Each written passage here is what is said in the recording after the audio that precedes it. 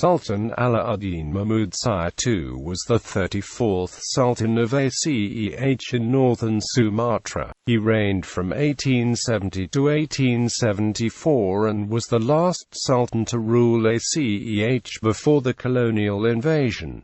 Rivalries at the court. He was the son of Sultan Alauddin Sulaiman Ali Iskandar Syah and a commoner wife. When his granduncle Alauddin Ibrahim Mansur Syah died in 1870 without living sons, Alauddin Mahmud Syah was enthroned. Still a minor, he married Pokat Mura Awan as his main wife.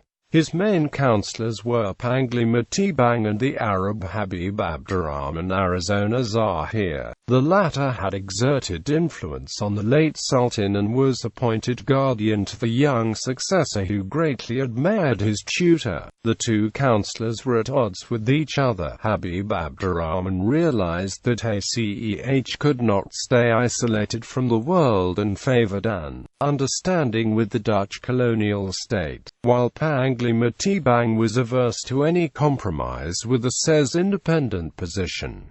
The Sumatra Treaty. The independence of Aceh had been granted by the Anglo-Dutch Treaty of 1824, but it was obvious that the old state of things would not last long. The opening of the Suez Canal in 1869 meant that the Malacca Straits became one of the world's most important sea routes. It was therefore highly desirable for the Dutch to gain control over northern Sumatra and to secure that no other power gained foothold there. Negotiations with the British proceeded and an agreement was finally signed on 2 November 1871, the Sumatra Treaty. The Netherlands removed restrictions on British trade on Sumatra.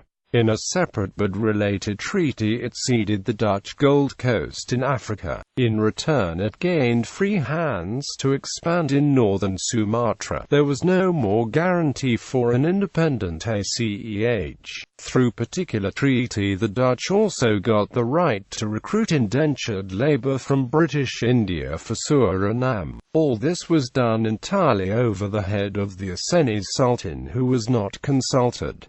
Failed diplomacy. The Netherlands now exerted diplomatic pressure on the Aceh court to accept a satisfactory treaty. The Officer-Krenhof visited Aceh in May 1872 but was not allowed to meet the Sultan since Habib Abdurrahman was away. Shortly afterwards, Alauddin Mahmud Syah commissioned Habib Abdurrahman to seek political support from the Ottoman Empire, whose ruler was still revered by the Aceh as the Lord of the Faithful. Meanwhile, Panglima Tebang proceeded to Rai, where he asked the Dutch authorities for a delay of further negotiations for 6 months, which was granted. The idea was to win time pending the possibility of a positive Ottoman reply. After 2 months, Panglima Tebang headed back to Aceh on the Dutch ship Marnix. On the way he called at Singapore, where he entered into secret negotiations with the American and Italian consuls.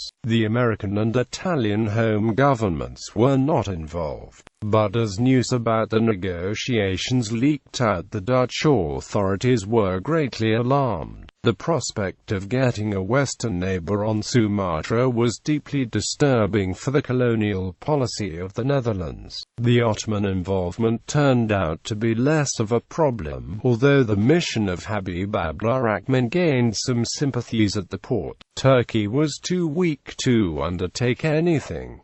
The Aceh War. The Governor-General in Batavia, James Alauddin, considered that the Aceh Sultan must be given the choice of acknowledging Dutch supremacy or face war. He held on to this even after it appeared that Alauddin Mahmud Syah was not personally involved in the Singapore negotiations.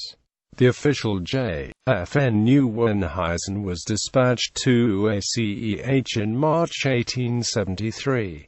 Arriving to the roadstead outside the capital, he issued an ultimatum. The reply was evasive, and on the 26th of March war was declared. This was the start of the Aceh war that would keep the Dutch colonial army busy for the next 4 decades. Some days later, an army of 3,600 men under General J. H. Arcola arrived by sea. The troops landed and the fortified Beit Haram and Grand Mosque was taken. However, General Kola was killed in the process and an attempt on the Sultan's palace failed. The expedition returned to Java in April after having utterly failed. A second expedition under Jan van Swieten, almost twice as strong, landed in December 1873. This time it was well prepared. The mosque was again taken on the 6th of January 1874, and the palace was occupied on the 24th of January after the defenders had deserted it. Sultan Alauddin Mahmud Syah, who was sick with cholera, had been evacuated on the 15th of January and brought to Uluwembata. He died there on the 28th of January 1874. However, the idea held by the Dutch military leadership that the fall of the capital would make an end to the war proved entirely false. A new Sultan, Alauddin Mahmud Syah II, was proclaimed in the next year and would symbolize resistance against the intruders until 1903.